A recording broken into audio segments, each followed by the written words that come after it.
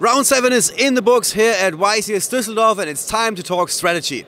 We got one of the players who's at the top of the field, 6-1 record, pretty respectable, and he said he's got some tech cards that actually helped him accomplish that record. So, Luca, how are you doing? How's your tournament going so far?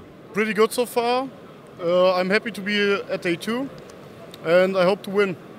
Maybe I can. Yeah, maybe. You seem to be like doing quite well. So you said you're playing 2 cards and we don't see that often. Yes. What are you playing and why? I'm playing Dawn Dragster. All right. And Salamangreat, just to have an extra negate when I open with Psychic Wielder, to remove the Jaguar from the field and get another negate on the board. How well did that card work out for you so far? Was really good. Last game I made it against Guru Control. Negated the Sin City with that, and he gave me evenly afterwards, but it wasn't the problem since he didn't have the City and couldn't play. Right. So I just won because he didn't have the resources. And what's the response you've been getting from your opponents when you played this card? Were they like, I didn't see that coming? They look really, really surprised.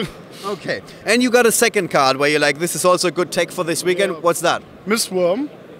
It's a level 9 synchro. Yeah, I'm going to present those. Sure. There we go, Mistworm. It's mainly for the Thunder Dragon matchup. I can just bounce 3 Thunder Dragons back to the hand, or back to the extra in this case, and can OTK from that point. And did that happen this weekend? Yeah, it happened. So all of your tech cards are actually putting in the extra work for you? Yeah. All right, so guys, you can see if you got the right cards, if you got the right tech cards, that can make the difference. We got another player who's got some tech cards. Let's bring him in and roll with that. Still round 7 in the books. Here we got another very successful player. Kian, how are you doing today? What's your record? X1-1 right now. X1-1 or X1? X1-1. So 1 lose and 1 draw. All right, but so you got like almost there when it comes to day 2, but you need to do really well in the last 2 rounds. That's correct. Right. All right. You also have some tech cards where you're like, not everybody's playing this, a couple of players are playing this. What are those cards? Why are they making a difference? Why are they good? So we play in the main deck the Artifact Engine with a Scythe. Okay, let me hold those. Yeah, all right. So basically we're like cutting out our opponent to the extra deck, and to get faster on this card, we also play like Trap Trick. All right. So we have always the ability to have it. We haven't seen Trap Tricks in a while. Why is that exactly? I think the meta was like before really fast, so you can't play Trap Trick. But right now we have like a good combo and Stunish deck that can kill next turn, so you can play Trap Trick and have like a bunch of traps in your main deck. All right. That's right. Wow, that's interesting talking strategy with you. You're going deep. All right. What else do we got? So basically, because we are playing Trap Trick, the Salamangreat deck is really worse against Sky Striker, so the matchup is really bad. Right. So we figured out, okay, we're playing Eradicator and 2/5 Dark Target, this is to Spania. You can summon it against Striker, we can wipe the board, we can wipe all the spells in their hand. It's also good against Altar guys, so you have like the synergy with the Trap Trick, also with Eradicator. Right. Yeah. And this is like the text that we got like. Yeah, it seems like a well-oiled machine. That entire deck is working very well together, all of those combo pieces. Yes, all right. This is pretty easy. We've just figured out, okay, we just need to stop our opponent turn 1, and we can basically kill. So that's like, so we figured out every card that could just potentially be strong in the first turns are really good, and we don't want to grind.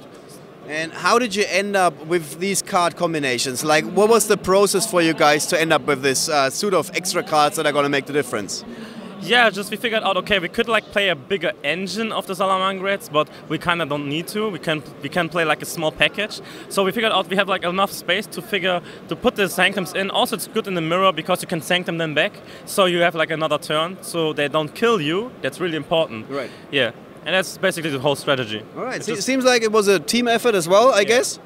I think like a lot of teams did that, like we, for example, and also CCG did that. I don't know if Eman does that too, but I think out of all players, nobody plays it anymore. But I guess that's like one of the things that makes the difference between those teams that come so prepared to these events and some of the, let's say, more casual players that are like, this is a good deck, but they don't think like next level strategy, which cards are going to be making the difference. Yeah, so basically you always like try to win the mirror match of your deck because it's like the hardest matchup you can get. So this is like the absence of playing Yu-Gi-Oh! In the meta-relevant format, and you always like think about that. All right, guys, so there you have it, some deep strategy. One of the members of United Ghosts. Thank you very much. Best of luck for the last 2 rounds today. Here are your cards. I'm not going to steal them.